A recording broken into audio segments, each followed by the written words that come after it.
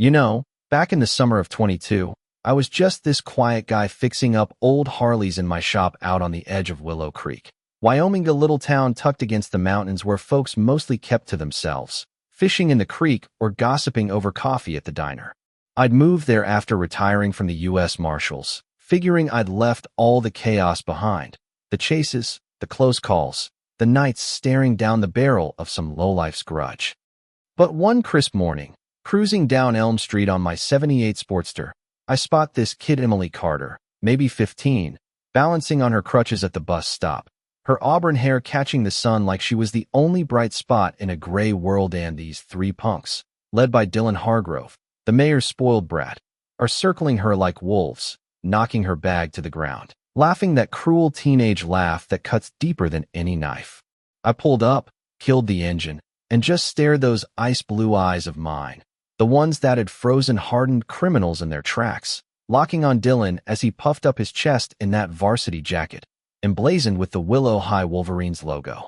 "Hey, old-timer, this ain't your business," he sneers, but his voice cracks just a hair, like he knows he stepped in something he can't scrape off. I didn't yell, didn't raise a fist, just swung off the bike, picked up her scattered books, handed back her crutch, and said real quiet, "Son, decency ain't optional. And right now, you're choosing wrong. Bus'll be here in 3 minutes. Plenty of time to apologize or keep walking like the coward you are."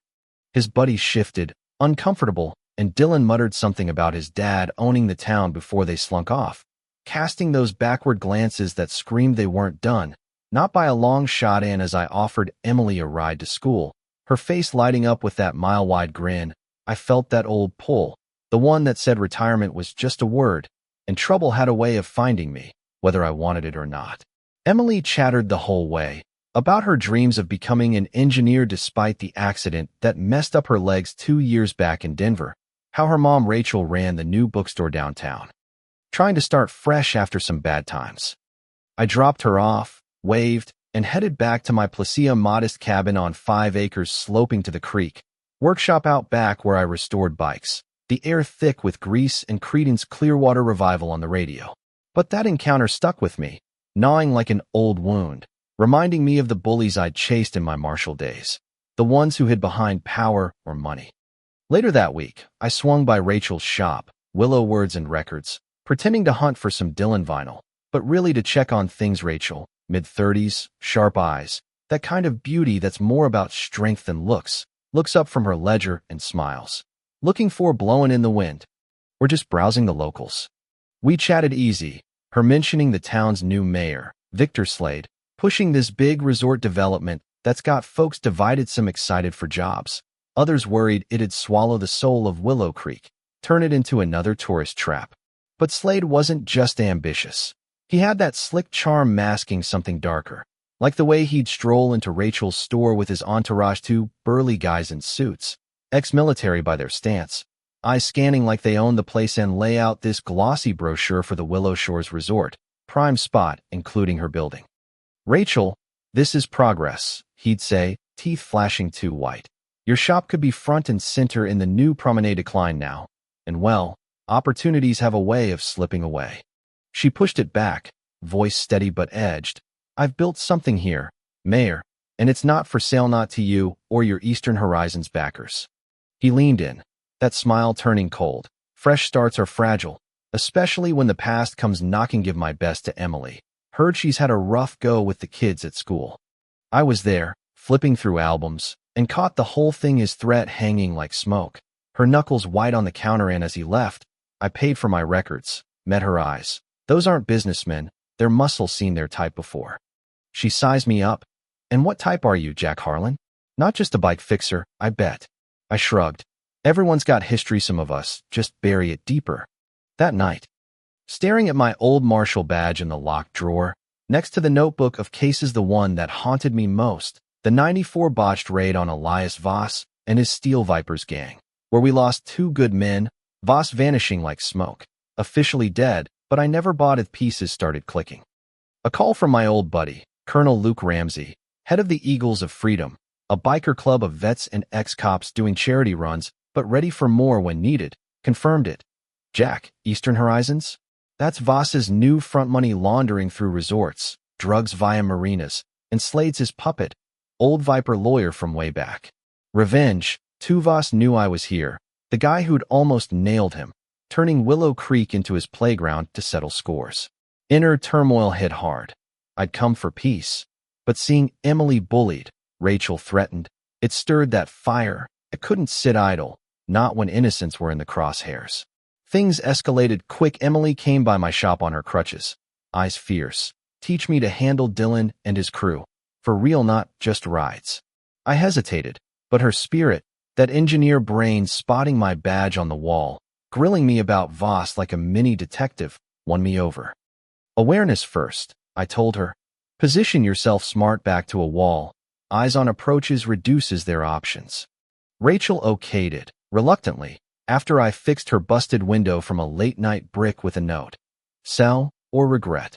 Sheriff Harlan Crow dismissed it as kids, but his lazy drawl and untucked shirt screamed corruption on Slade's payroll. Deputy Nolan Beck tipped me off later, whispering in my truck, "Search warrant coming your way. Anonymous tip on weapons, stay sharp." Marshall, my brother, died fighting Vipers in '96. I evaded the raid, stashing my Colt and files, linking up with Luke's Eagles arriving like thunder, their eagle patches gleaming. Rachel opened up one bourbon-fueled night in my workshop, tears mixing with resolve. I was a journalist in Denver.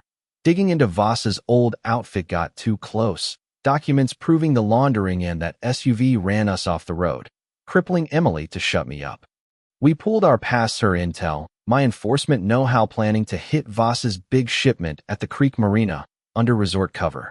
But they struck first, framing Rachel with planted coke in her apartment, Crow smirking, "Turn around, ma'am," as his goons found it. I burst in, lights out, baton whipping silence, zipped him up, got her out, heart pounding not just from the fight, but this pull toward her, like she'd cracked my solitary shell. We holed up in an old ranger cabin, Eagles watching perimeter, but Voss accelerated, using Rachel as bait at the marina, his silver hair under floodlights, circling her tied to a chair. "Where's Harlan? Your digging cost me in Denver collateral like your girl." She spat back, "You'll rot for this." As I infiltrated, shadows my friend, suppressed shots dropping guards, explosion maybe a rival's sabotage, lighting chaos. I got her, evidence laptop in hand, but Voss slipped toward the cabin where Emily waited, rifle ready despite her legs. Gunfire echoed, Eagles charging in formation, overwhelming Voss's men. Me in the ravine, taking down his last thugs, facing him on that ledge, his taunt about my dead partners fueling my shot to his shoulder. "It's over," Elias Dryle awaits. He laughed through pain. "Rebuild's easy when you're smart," but cuffed, defeated, as feds swarmed the marina. Dawn broke with Willow Creek changed, Voss in chains, Slade fleeing, but Eagle's eyes everywhere. Community rallying at the town hall, Beck praising. Jack didn't have to fight, but he did for us. We stayed, me honorary Eagle Prez, starting a program for kids like Emily, teaching resilience. Rachel's book hit shelves, exposing it all.